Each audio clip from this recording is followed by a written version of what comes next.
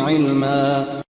Okay, the next thing we'll try to understand about the wireless LAN standards. Now, as per the IEEE has introduced something called 802.11, which is like a dedicated standard for wireless implementations. Now, this IEEE introduced this standard around in June 1997, that is specifically for wireless-based Ethernet networks. And later on, as per the requirements, you can see there are different multiple standards has been introduced. Now we'll try to understand probably about these standard details. But again, one thing we need to understand the common part about this is the actual implementation is similar in all the standards. Now the main difference will be the speeds they operate, like you can say the throughput, like some standards supports 54 Mbps throughput, or some standards support even more than that, like 300 or 600 Mbps, or even if you go further, you will find up to 1 gig or more than 1 gig as well. Now that is one thing, and of course the frequency range they operate. So most of the wireless standards they operate in this frequency range, 2.5 gigahertz and 2.4 and 5 gigahertz range.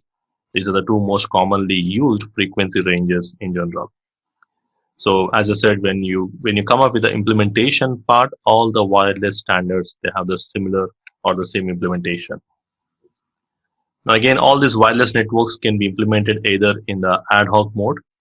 You can still connect devices without an access point, or most of the time, 99% of the time, we always go with an infrastructure mode where we'll be using an access point and connecting those things. And again, the security protocols they support that will vary again. Now coming with this one, so one of the first standards was introduced like 802.11, that is around 1997, and then later on in 1999 they introduced A and B, which was the Natron standard. I'll just come up with the individual standard a little bit more in detail in the next sections. Now, as I said, what they differ the speed, the transmission rate, the frequency they use.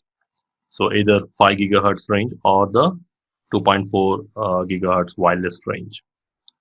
And again, if you talk about this 802.11i, that is again add some additional security enhancements. And if you go with other standards, you will see a lot of things. They basically, some of the additional security enhancements has been added, and then there is something called multiple input, multiple output added to improve the throughput and other options.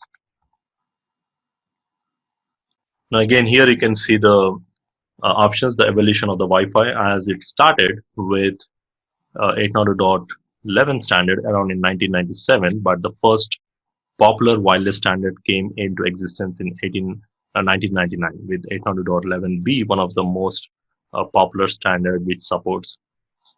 So typically this 802.11a and G, probably which was introduced in 1999, they are typically referred as third generation.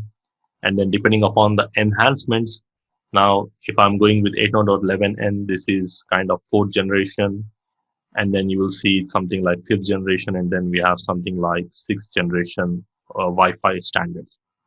So you'll find them as a generation, and technically there will be different names they use, like Wi-Fi 5, Wi-Fi 6, something like that. Those are the naming conventions you will also see.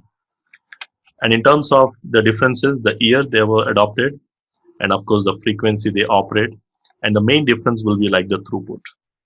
So if we just try to see the difference, as the standard goes, the throughput has been increased, and of course the distance it can cover up, it totally depends upon the type of the access point implementation and the antennas they use.